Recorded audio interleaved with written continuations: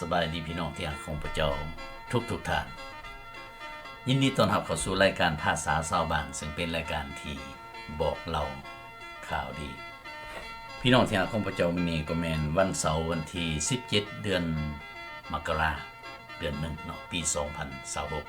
2026อากาศอยู่ทั้งนอร์ทแคโรไลนาในสำหรับมื้อนี้นี่แม่นหนาวแล้วก็ได้ยินข่าวได้เบิ่งข่าวได้แม่นเพิ่นว่ามื้ออื่นนี่บางทีก็สโนว์สิตกได้ว่าซั่นสิหนาวหลายเนาะทางพี่น้องเฮาเด้เป็นจังได๋อยู่ทางเหนือทางใต้ทางทิศตะวันออกทางทิศตะวันตกอยู่ทางแถวแคนาดาเนาะอยู่ทางประเทศลาวเฮาเด้บรรดาพี่น้องลูกหลานเป็นจังได๋อย่าลืมส่งข่าวเด้อมีหลายบ่อนหลายที่โดยเฉพาะแม่นทางแถวสอนเขตโพไซน้อยเนาะเพิ่นส่งข่าวมาเป็นประจำได้เพิ่นให้รู้จักนำว่าสภาพบ้านเฮาเป็นจังได๋หยังต่างข้าพเจ้าเองก็ขอบคุณสรรเสริญพระเจ้าที่พี่น้องยังมีโอกาสได้ติดต่อพัวพันแล้วก็ส่งข่าวให้รู้จักนำว่าอากาศอยู่ทางบ้านเป็นจังได๋ลูกหลานอยู่ทางแถวทำพวงสารวันก็บอกว่าเริ่มหนาวแน่แล้วว่าซั่นก็อย่าลืมเนาะให้รักษาสุขภาพโอเคพี่น้องอีกเทื่อนึงเนาะก็ยังถือว่าถึงมันว่า17แล้วก็ยังถือว่ายังเป็นปีใหม่อยู่เนาะยังเดือนที่ว่าเฮายังถือว่าอยู่ในขั้นปีใหม่จังซั่นก็ขอถามสบายดีปีใหม่อีกเด้อโอเคค่อนใกล้สิเป็นปีเก่าแล้วแหละเนาะมื้อนี้ข้าพเจ้าเนาะก็สิขออนุญาตจากพี่น้องเนาะใส่หมวกลูกสาวซื้อให้เป็นของขวัญคักหลายโอ้เป็นคาวบอยแล้ววันนี้ขออนุญาตใส่หมวกเด้อมื้อนี้เด้อพิเศษเด้อเพราะว่าได้ของขวัญจากลูกสาวเพิ่นซื้อให้สำหรับปีใหม่แน่ก็เลยเฉลิมฉลองวันเกิดของพ่อแน่ว่าซั่นเนาะก็ดีใจในมื้อนี้เองก็ อยากขอถามสบายดีชายหนุ่มผู้หนึ่งเนาะชื่อเพิ่นไซโยซึ่งเพิ่นเฮ็ดเป็นเจ้าของห้านเป็นพ่อค้าใจดีหลายไซโยเนี่ยสบายดีเด้อใจไซโยเด้อซึ่งเพิ่นเฮ็ดตลาดอยู่ถนนแฟร์ฟิลด์ตัดกับเบรนวูดอยู่ที่เมืองไฮพอยต์ถ้าว่ามีพี่น้องชาวลาวเฮาแถวไฮพอยต์แถวนอร์ทแคโรไลนาได้มีโอกาสได้ไปมาเที่ยวใกล้เพิ่นก็อย่าลืมแวะห้านเพิ่นเป็นคนใจดีเป็นคนหนุ่มเนาะโอเคบัดนี้ครับพระเจ้าจะขอถามพี่น้องเบิ่งว่าทางไกลและไกลทางในสหรัฐทางยุโรปแล้วก็ทางประเทศลาวประเทศไทยของเฮาพี่น้องคิดว่าในเรื่องเวลาของภาษาชาวบ้านนี่ยังอยากรักษาวันเสาร์นี่ไว้บ่หรือว่าอยากให้จัดในวันศุกร์อย่าลืมส่งข่าวมาเด้อให้พี่น้องเลือกเอาถ้าว่ายังสืบต่อแบบวันเสาร์นี่แหละแบบนี้แหละก็เอาแนวนี้ก็บ่เป็นหยังถ้าว่าพี่น้องบอกว่าเปลี่ยนใส่วันศุกร์ก็ดีได้ว่าซั่นล่ะก็สิพยายามเปลี่ยนใส่วันศุกร์เนาะอย่าลืมส่งคำเห็นมาเด้อโอเคอันนี้ก็คือว่าเป็นห่วงเป็นใยนำเวลาพี่น้องแน่เฮ็ดเวียกเฮ็ดงานหยังต่างๆเนาะโอ้เห็นร้านเข้ามานี่เมษาสบายดีล่ะพระเจ้าอวยพรเด้อโอเคมื้อนี้พ่อเฒ่าใส่หมวกคาวบอยได้มื้อนี้ โอเคได้หมวกใหม่เนาะก็เลยใส่คือบ่หรือบ่อย่าลืมส่งข่าวมาเด้อพี่น้องมื้อนี้ข้าพเจ้าเองก็จะได้เว้าถึงเกี่ยวกับเรื่องคำที่องค์พระเยซูคริสต์ประกาศอยู่ที่บนไม้กางเขนก่อนที่พระองค์จะได้มอบจิตวิญญาณของพระองค์อยู่ในกำพร้าของพระบิดาเนาะพระองค์ก็บอกว่าสำเร็จแล้วซึ่งแม่นเว้าเกี่ยวกับเรื่องการเสด็จมาโปรดมนุษย์ของพระองค์ภารกิจที่พระองค์เจ้าเสด็จมาเพื่อโปรดมนุษย์สำเร็จอยู่ที่บนไม้กางเขนองค์พระเยซูคริสต์เพิ่นว่าทรงกระทำสำเร็จในการไถ่มนุษย์ขึ้นหาพระเจ้าอยู่ที่บนไม้กางเขนย้อนขึ้นในนั้นคำที่พระองค์บอกว่าสำเร็จแล้วและข้าพเจ้าในมื้อนี้สิได้อ่าน ข้อพระคัมภีร์ในแต่ละตอนให้พี่น้องพวกเฮาได้มีโอกาสไ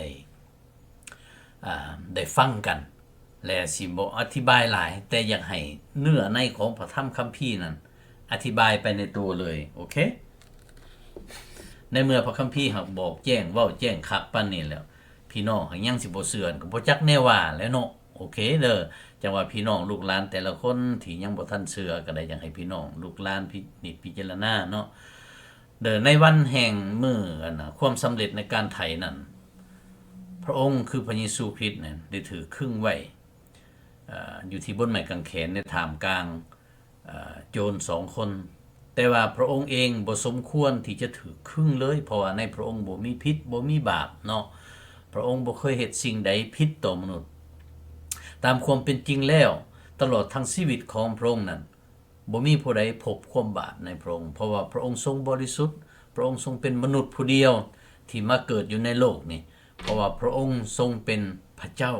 และเป็นมนุษย์ในเวลาเดียวกันย้อนคือในนั้นในพระองค์จึงทรงบริสุทธิ์บ่สมควรที่จะตายแต่พระองค์ยอมรับเอาความผิดความบาปของมนุษย์นี้ไปใส่พระองค์เพื่อว่าพระองค์จะสามารถตายได้และการตายของพระองค์นั้นจึงบ่แม่นตายเพื่อว่าพระองค์ใส่บาปใส่กรรมของพระองค์แต่แม่นตายแทนความผิดความบาปของมนุษย์โลกเมื่อพระองค์ทรงถือครึ่งไว้อย่างทรมานอยู่ที่บนไม้กางเขนนั้นแทนที่จะปล่อยด่าสาปแช่งพวกที่นำพระองค์ไปฆ่าพระองค์สัมผัสอ้อนวอนเพื่อพวกเขาซ้ำเมื่อนำเอาพระธรรมคัมภีร์ข่าวประเสริฐทั้งหมดมาเรียบเรียงให้ถูกต้องตามกาลเวลาที่เหตุการณ์เกิดขึ้นสิเป็นแบบนี้เนอะข้าพเจ้าอยากให้พี่น้องแบบว่าข้าพเจ้าจะจดข้อพระคัมภีร์ใส่ในหันแล้วพี่น้องกลับขึ้นไปอ่านขึ้นอีกโอเคแล้วมื้อนี้ข้าพเจ้าก็จะอ่านสู่พี่น้องฟังคือกันสบายดีคำประสงค์ปาโทย่องปูอีก ใส่หมวกคาวบอยรอเทะเพิ่นว่า โอเคพระเจ้าอวยพรเด้อขอบใจหลายๆเอ้าโอเค เฮาสิเริ่มจากพระคัมภีร์ตอนนี้เนาะลูกาบทที่23 สิอ่านเด้อบัดนี้เด้อโอเคอ่านแล้วพุ่นแหละจังสิได้ร่วมสนทนากับพี่น้องเมื่อพวกเขาได้พาพระองค์ออกไปนั่นพวกเขาได้จับเอาชายผู้หนึ่งคือซีโมนชาวเมืองกิเรเนที่กำลังมาจากบ้านนอกและได้เอาไม้กางเขนวางใส่หลังของเราให้แบกไปตามหลังพระเยซูและฝูงชนจำนวนหลวงหลายได้ติดตามพระองค์ไปและมีพวกแม่หญิงทั้งหลายห้องไห้และโศกเศร้าอาลัยนำพระองค์แต่พระเยซูได้อวยหน้ามาหาพวกเขากล่าวว่าพวกลูกสาวของเยรูซาเล็มเอ้ยจงเศร้าห้องไห้เพื่อเฮาสาแต่ให้ห้องไห้เพื่อพวกเจ้าเองและเพื่อบรรดาลูกๆของพวกเจ้าเพราะว่าเบิ่งดูวันเหล่านั้นกำลังมาเมื่อพวกเขาจะกล่าวว่าพวกที่เป็นหมันคันที่บ่เคยเกิดลูกและนมที่บ่เคยเลี้ยงลูกก็เป็นสุขแท้นอและพวกเขาจะเริ่มกล่าวต่อผู้เขาทั้งหลายว่าจงเจือนลงมาทับพวกเฮาซะถอนและจะกล่าวต่อเจ้ยผู้ทั้งหลายว่าจงปกบังพวกเฮาไว้ในถอนเพราะว่าถ้าพวกเขาเฮ็ดสิ่งเหล่านี้เมื่อต้นไม้ยังเขียวสดอยู่นั่นมันจะเกิดหยังขึ้นเมื่อต้นไม้นั่นเหี่ยวแห้งไปข้าพเจ้าสิบ่ได้อธิบายหยังแต่อยากให้พี่น้องได้ฟังเนื้อในพระคัมภีร์ที่เพิ่นเว้าถึงนี่เนาะโอเคมี2คนอีกก็เหมือนกันพวกเขาเป็นผู้ให้ได้ถือทหารคุมเอาไปประหารห่วมกับพระองค์เมื่อพวกเขาได้มาฮอดบอนที่มีชื่อว่ากะโหลกหัวพวกเขาได้ขึงพระองค์ไว้ที่นั่นกับพวกผู้ให้ผู้หนึ่งอยู่กำขวาและอีกผู้หนึ่งอยู่กำซ้ายแต่พระเยซูกล่าวว่าพระบิดาเอ๋ยขอจงอภัยโทษให้แก่พวกเขาถอนเพราะพวกเขาบ่ฮู้จักว่าพวกเขากำลังเฮ็ดหยังและฝูงชนก็ได้ยืนอยู่หันพากันเบิ่งอยู่และพวกเจ้านายก็กล่าวเยาะเย้ยพระองค์ว่าลาวซอยผู้อื่นได้จงให้ลาวซอยตนเองเบิ่งดูถ้าว่าลาวหากเป็นพระคริสต์ของพระเจ้าคือผู้ที่พระเจ้าได้เลือกเอาไว้แท้ๆนั่นพวกทหารก็เยาะเย้ยพระองค์เหมือนกันเขายับเข้ามาหาพระองค์และเอาเหล้าแวงส้มยืนให้พระองค์และกล่าวว่าถ้าเจ้าหากเป็นกษัตริย์ของชาวยิวก็จงช่วยเหลือเจ้าเองให้พ้นซะบัดนี้ก็ยังมีป้ายที่เขียนไว้ถึงพระเศียรของพระองค์ว่า นี่คือกษัตริย์ของชาวยิวเบิ่งดูเขาเฮ็ดเหยาะเย้ยใส่พระองค์โอเคโอ้สบายดีผู้เวียงสบายดีเด้อพระเจ้าอวยพรเอาติดตามกันจนฮอดสุดเด้อผู้ใดก็ได้เด้ออยู่นํกันเด้อไหว้ท่านสมพระคิดเพชรชมพู่สบายดีเด้อพระเจ้าอวยพรเด้อมีโอกาสได้เข้าร่วมนํกันบัดนี้เบิ่งต่อไปบัดนี้ฟังต่อไปอีกเนาะดังนั้นจึงมีคนยิวหลายคนได้อ่านป้ายนั่นเพราะว่าบอนที่พระเยซูถือครึ่งไว้นั่นอยู่ใกล้กรุงและป้ายนั่นเขาได้เขียนเป็นภาษาเฮบรูภาษาลาตินและภาษากรีกและพวกปริหิตต้นใหญ่ของชาวยิวได้กล่าวต่อปิลาตว่าอย่าเขียนว่ากษัตริย์ของชาวยิวแต่ให้เขียนว่าคนนี้ได้เว้าว่าเฮาเป็นกษัตริย์ของชาวยิวปิลาตก็ได้ตอบไปว่าสิ่งที่เฮาได้เขียนแล้วก็แล้วไปเมื่อพวกทหารได้ครึ่งพระเยซูไว้ที่ทึงไม้กางเขนแล้วพวกเขาได้เอาเครื่องนุ่งสั้นนอกของพระองค์มาและจีกเป็น4พูดแบ่งปันกันผู้ละพูดและเครื่องนุ่งสั้นในของพระองค์ก็คือกันแต่เครื่องสั้นในนี่เป็นผ้าลวงเลยบ่ได้ยิบมีดูพวกเขาได้ว่าต่อกันและกันว่าพวกเฮาอย่าจีกมันเถาะแต่ให้พากันจกสลากเอาเพื่อจะได้ฮู้ว่ามันจะตกเป็นของไผทั้งนี้ก็เพื่อให้สำเร็จตามพระคัมภีร์ที่ได้เขียนไว้ว่าพวกเขาได้แบ่งปันเครื่องนุ่งสั้นนอกของขน้อยในท่ามกลางพวกเขาและสำหรับเครื่องนุ่งของขน้อยพวกเขาก็ได้จกสลากกันเอาเฮาสิเบิ่งอีกในพระคัมภีร์ต่อไปโอเคสบายดีพี่น้องทั้งหลายเด้อโอเคเอาฟังนำกันโจรผู้หนึ่งในจำนวนโจร2คนที่ถือครึ่งอยู่นั่นก็ได้กล่าวดูหมิ่นพระองค์ว่าเจ้าเป็นพระคริสต์บ่แม่นวะจงซอยตัวเองกับพวกเฮาให้พ้นทะแม่แต่ว่าบาดนี้โจรผู้หนึ่งอีกได้ตอบและตีเตียนเขาขึ้นว่าโตบ่ย่านกลัวพระเจ้าจักดีวะด้วยว่าโตก็ถูกตัดสินลงโทษเหมือนกันกับเพิ่นและพวกเฮาก็ทนทุกข์ถูกโทษนี้อย่างยุติธรรมเพราะว่าพวกเฮาได้รับโทษสมกับสิ่งที่พวกเฮาได้เฮ็ดไปแท้แต่ว่าทานผู้นี้บ่ได้เฮ็ดหยังผิดจักดีแล้วเล่าได้กล่าวว่าพระเยซูเอ๋ยจือเขาน้อยในเด้อเมื่อทานมาในราชอาณาจักรของทานแล้วพระองค์ก็ได้ตอบเล่าว่าเฮาบอกเจ้าตามความจริงว่าวันนี้เจ้าจะได้อยู่กับเฮาในที่สุขเกษมว้าวเพียงแต่เชื่อได้พี่น้องเชื่อในพระองค์เท่านั้นเนาะพระองค์ก็รับเอาได้อันนี้แหละจังว่าอยากบอกพี่น้องลูกหลานของเฮาเบิ่งอีกในข้อต่อไปเหตุฉะนั้นพวกทหารจึงได้เฮ็ดสิ่งเหล่านี้แต่ว่ามารดาของพระเยซูกับน้าสาวของพระองค์พร้อมกับมาริยาภรรยาของกะโลปากับนางมาริยาไทมักดาลาก็ได้พากันยืนอยู่ใกล้ไม้กางเขนของพระองค์เมื่อพระเยซูได้เห็นมารดาของพระองค์และสาวกผู้ที่พระองค์ทรงรักนั้นยืนอยู่ใกล้พระองค์จึงกล่าวต่อมารดาของพระองค์ว่าย่าแม่เอ้ยนี่แหละลูกชายของเจ้าแล้วพระองค์ก็ได้กล่าวต่อสาวกผู้นั้นว่านี่แหละมารดาของท่านและนับแต่เวลานั้นสาวกผู้นั้นก็ได้รับเอานางมาอยู่ในครัวเรือนของตนโอเคเบิ่งพี่น้องบัดในข้อต่อไปบัดนี้ได้เกิดการมืดมัวทั่วแผ่นดินตั้งแต่ 6 โมงจนถึง 9 โมงและประมาณ 9 โมงพระเยซูได้ห้องเสียงดังว่าเอลีเอลีเลมาซาบักธานีแปลว่าพระเจ้าของข้าน้อยพระเจ้าของข้าน้อยเอ้ยเหตุใดจึงทรงปาถิ่มข้าน้อยเสีย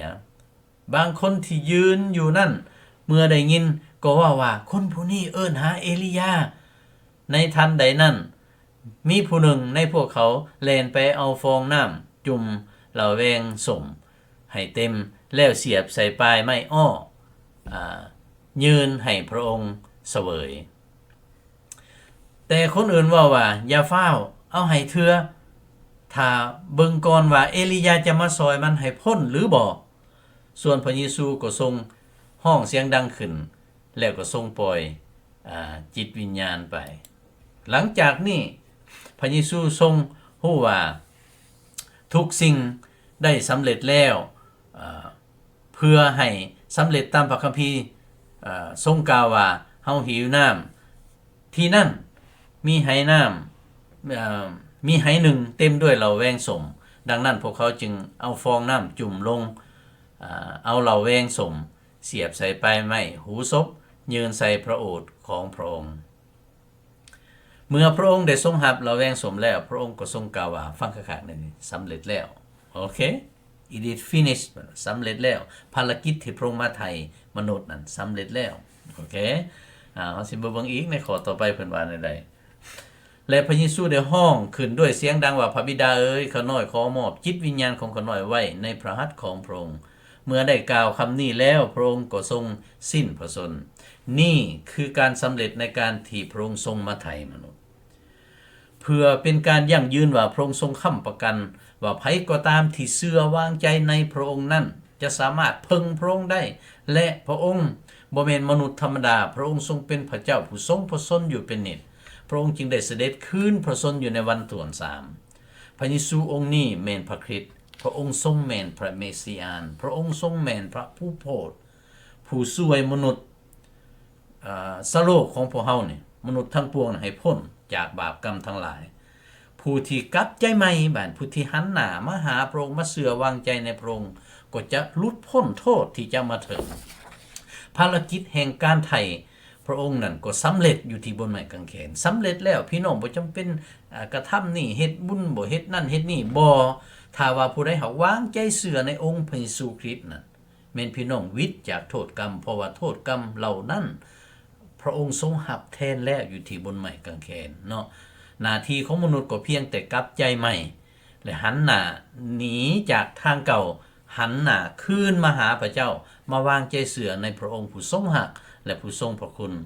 พี่น้องที่รักของพระเจ้าเหมือนดังพระคัมภีร์ได้กล่าวไว้ว่าเพราะว่าพระเจ้าได้ทรงรักโลกจนได้ประทานพระบุตรองค์เดียวของพระองค์เพื่อทุกคนที่วางใจเชื่อในพระบุตรนั้นจะบ่จิบหายแต่มีชีวิตอันตลอดไปเป็นนิจและในพระคัมภีร์อีกตอนหนึ่งเพิ่นได้ย้ำว่าอยากจะแจ้งในเรื่องนี้ผู้ที่เชื่อในพระเยซูคริสต์ผู้ที่เชื่อในพระบุตรก็มีชีวิตอันตลอดไปเป็นนิจเพิ่นว่าแต่สำหรับผู้ที่บ่ฟังความนั่นก็คือเว้าในใดก็อย่าบ่หัวใส่ใจซ่าบ่เชื่อบ่หัวซ่านำแหละบ่สิเว้าเจ้าสิเว้าหยังมาก็อย่าผู้นั้นน่ะจะบ่เห็นชีวิตเลยเพิ่นว่าแต่ว่าพระพิโรธของพระเจ้าความโกรธของพระเจ้าความตัดสินใส่โทษของพระเจ้าจะปกคุมอยู่เทิงผู้นั้นโอ้พี่น้องที่รักของพระเจ้าอันนี้แม่นข้าพเจ้าเองก็เป็นห่วงหลายเนาะเป็นห่วงหลายโอ้สบายดีครอบครัวหลาน้อยอยู่ที่เมืองวิระเนาะเพิ่นก็มีโอกาสได้เข้ามาแล้วก็ติดตามพระเจ้าอวยพรเด้อบัดนี้พี่น้องที่รักของพระเจ้าข้าพเจ้าอยากให้พี่น้องได้ส้มสื่นเบิกบานอยู่ในเสียงเพลงในต่อไปนี้เป็นจังซี่เพลงอันนี้แม่นข้าพเจ้าได้ข้าพเจ้าบูชาว่าผู้ใดเป็นผู้แต่งหรือว่าเป็นผู้ร้องแต่ว่าเป็นพี่น้องคริสเตียนไทยซึ่งมี2เพลงข้าพเจ้าได้เอาเป็นวรรคมาจัดต่อย้อนใส่กันเนาะข้าพเจ้าบ่ได้แต่งเองแต่ว่ามีความหมายหลายข้าพเจ้าจึงให้พวกเพิ่นได้รับเครดิตเกี่ยวกับเรื่องนี้เนาะข้าพเจ้าเป็นเพียงแต่นำมาร้องในหลาย10ปีผ่านมาแล้วซึ่งพวกเขาพากันจัดงานฟื้นฟูเชิญนักเทศน์ผู้นึงมาจากแคลิฟอร์เนียในมื้อนั้นก็ได้มีโอกาสได้ร้องเพลงนี้จังซั่นข้าพเจ้าอยากให้พี่น้องได้มีโอกาสได้ฟังเพลงนี้ร่วมกันแล้วจึงกลับคืนมาแล้วก็สั่งลากันเนาะโอเคอยากให้พี่น้องพากันตั้งใจฟังแล้วก็อ่านเบิ่งเนื้อในนั่นเด้อที่พระองค์ทรงรับเราข้าขอไถ่คำพิยามพอได้เป็นหนทางฟังเอาไว้อย่าเฝ้าเบื่อโอ้ยตั้งแต่ก่อนตอนข้าน้อยบ่ทันเสือในคัมภีร์เล่มนี้สิดีแท้ว่าทำไดขอดวงใจไขออกได้พระผู้ไทยเข้ามาอยากศึกษาพระคัมภีร์อ่านดูให้มันรู้ขออ่านดูก็เห็นแจ้งมีหลาย ตอนน่าสมเพชมาสังเกตเบิ่งแล้วไว้ความสั่วพอบ่มีคือเขาโบยนอตีขาสารน้ำมาให้ขอใส่โอ้ยสายโลหิตพอก็ไล่ทางดวงใจพอก็มัวแต่ความสั่วพอบ่มีพระเยซูเด้อผู้นี้คือเขาดังคือหมูหมาเราเอ้ยพอบ่หัวซาเลยโอ้ยสำคนสิมาเย้ยผู้ที่ยังบ่เคยหูคิดที่คุณพระเยซูเอียงหูไว้ฟังอีกหน่อย โอ้ยทางหลังเธอก็เป็นห้อยบาดแผลจาลึกไว้ พอทนได้พอหาเขาโอ้ยวานา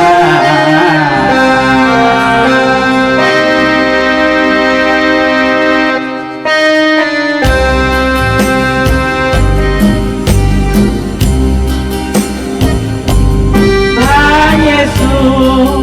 คือครึ่งบนไม้กางแขนยอมหาป่าเวทด้วยหาความสมนาช่วยนำคนบาปกลับคืนฟื้นดวงสิวาให้คนหลุดพ้นหายานำพาสู่ดวงสดใสเลือดไหลลิหลังฟังพวงมาทนทุกข์หนักหนาอุลาลาวลาเหลือใจถ้าผู้ที่ต่อออกที่ทิ้งแทงห่างกายหยวบจนสีห้วยมาลายยอมตายเพื่อไทยพวกเราพระองค์ก็หูว่าต้องถือกอดที่ถึงด้วยหาสุดถึงจึงยอมพร้อมที่ห่างไกลในวันที่3พระองค์คืนจากความตายพวกเขาจึงรอดปลอดภัยด้วยใส่ต้นไม้กางแขน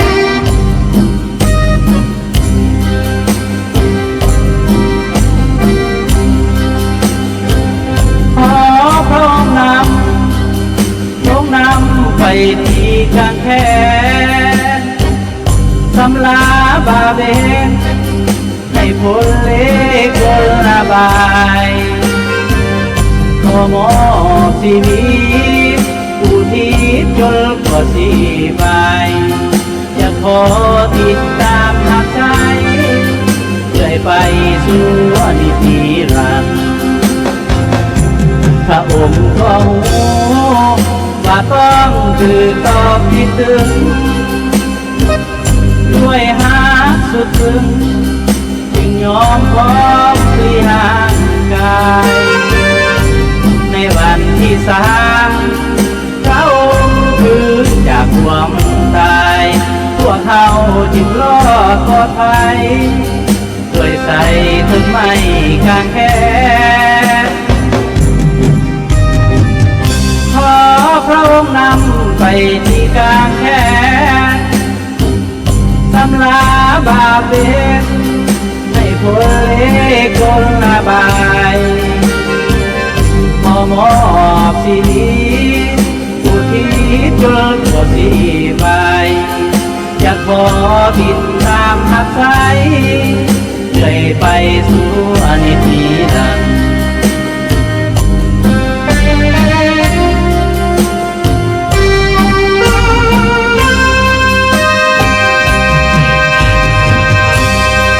โอเคขอบคุณสรรเสริญพระเจ้าดีใจหลาย ผู้เวียงโอ้ม่วนๆนะเคยเพิ่นว่า ขอบคุณท่านเส้นพระเจ้าพี่น้องอยู่ทั้งเทศเซนวนว่าอยากให้เมื่อห้องอยู่พุ่นเด้ว่าซั่นอธิษฐานเผื่อเด้อให้พระเจ้าได้มีโอกาสได้เปิดโอกาสให้ครับพระเจ้าได้เมื่อเยี่ยมพี่น้องทั้งลูกชายอยู่ทั้งเซโปนว่ามวนหลายเด้เพิ่นว่า ขอพระเจ้าอวยพรโอเคอยู่ทั้งแถวดงพุ่งเฮาก็เบิ่งเป็นประจำได้ติ่งครอบครัวติ่งเนาะพระเจ้าอวยพรเด้อพี่น้องที่หักของพระเจ้าและบรรดาลูกหลานทั้งหลายเนาะอยากให้พากันคำนึงถึงแล้วก็หาพูดแท้ๆเกี่ยวกับเรื่องนี้คำสิบอกอย่างหนึ่งแมนถ้าว่าเขาวางใจเสือในองค์พระเยซูคริสต์แล้วนะพระองค์ทรงหับเอาเราเป็นลูกของพระเจ้าแล้วเขาก็บ่จำเป็นงมเหตุอีกแนวอื่นเนาะมีแต่ติดตามพระองค์มีแต่ฟังความพระองค์แล้วก็เฮาบ่จำเป็นได้บุกบืนด้วยตนเองบ่จำเป็นว่าจะต้องเฮ็ดอันนี้บ่จำเป็นว่าติดตามฮีดอันนี้แบกหาบอันนั้นนักอยู่ในภาระจิตใจบ่พระเจ้าได้ปลดแอกสิ่งเหล่านั้นออกแล้วมีแต่เฮาได้รับแอกที่พระองค์เอาอันพ่อเหมาะให้กับเฮาเลยแล้วก็ไปกับพระองค์อย่างสบายแต่ละคนพวกเฮานี่สามารถเดินกับพระองค์ได้ความสมสุขยินดีและมีความหวังในองค์พระผู้เป็นเจ้าอันนี้แม่นข้าพเจ้าในเมื่อได้พบความจริงในเมื่อได้ฮู้กับพระองค์ในเมื่อได้เชื่อในพระองค์ในเมื่อได้มีชีวิตใหม่ในพระองค์ได้มีชีวิตจิตใจใหม่ในพระองค์แล้วข้าพเจ้าจึงฮักและก็เป็นห่วงบรรดาพี่น้องกับลูกหลานของเฮาหลายเนาะเพราะว่าได้เห็นว่าพวกเฮาได้แบกหาบเรื่องเก่าเรื่องล้างมาพิลึกโพดแล้วก็อิดเมื่อยในชีวิตแล้วก็ในเมื่อถามบั้นปลายของชีวิตแล้วก็บ่รู้จักว่าตนเองจะไปใส่แต่ว่าองค์พระผู้เป็นเจ้านี่ให้ความหวังเขาแท้ๆเพราะว่าพระองค์ทรงเป็นเจ้าของสารพัดทุกสิ่งพระองค์ทรงเป็นเจ้าของแผ่นดินโลกนี่และเป็นเจ้าของฟ้าสวรรค์อีกด้วยในชีวิตนี้ก็เป็นของพระองค์และชีวิตหลังจากนี้ไปก็ยังเป็นของพระองค์จังซั่นอยากให้พี่น้องลูกหลานพวกเฮาได้มีความหวังอันนี้เนาะติดตามพระองค์ขอให้พวกเฮาจงได้รับสติปัญญาเข้าใจและมาถึงพระองค์และวางใจเชื่อในพระองค์เนาะพระเยซูคริสต์นี่แหละที่แม่นเฒ่าแก่บุหานเฮาพากันรอท่าตั้งแต่กี้พระองค์ทรงเสด็จมาแล้วและพระองค์ยินดีที่จะต้อนรับเอาพวกเฮาผู้ใดก็ตามในเมื่อได้กลับใจใหม่หันมาหาพระองค์แน่นอนพี่น้องจะได้ประสบกับความสมหวังในชีวิตถึงเวลาเขาจะประสบกับปัญหาอยู่ในโลกนี้ประสบกับความเจ็บไข้ในโลกนี้ก็ตามสิ่งเหล่านั้นจะน้อยลงเพราะว่าพระเจ้าทรงยิ่งใหญ่กว่าพระองค์ทรงนำพาห้อยผ่านในสิ่งเหล่านี้พระองค์จะบ่ปลดสิ่งเหล่านี้ออกไปดอกตามน้ำพระทัยพระองค์นั่นก็คืออยากให้พวกเราเป็นผู้ใหญ่พระองค์จะพาพวกเราผ่านไปอย่างมีสันติสุขแท้ๆเลยขอบคุณสรรเสริญพระเจ้าเนาะโอเคขอให้พระเจ้าได้คุ้มครองปกป้องรักษาอยู่ในพระคุณหรือความหักของพระองค์และก็ขอให้พระองค์ได้ทรงอวยพรให้พวกเราได้พบกันอีกตามน้ำพระทัยพระองค์อย่าลืมเด้อให้ส่งข่าวมาว่าพี่น้องมักในวันศุกร์บ่หรือว่าพี่น้องมักอยู่ในวันเสาร์ถ้าว่าพี่น้องว่าเอาวันเสาร์นี่แหละก็มันจะได้สืบต่อแบบนี้ถ้าว่าหลายคนบอกว่าวันศุกร์แล้วบางทีข้าพเจ้าก็จะได้พิจารณาเบิ่งเนาะย้ายมือไปใส่วันศุกร์โอเคพระเจ้าอวยพรพบกันใหม่เนาะตามน้ำพระทัยพระองค์สบายดี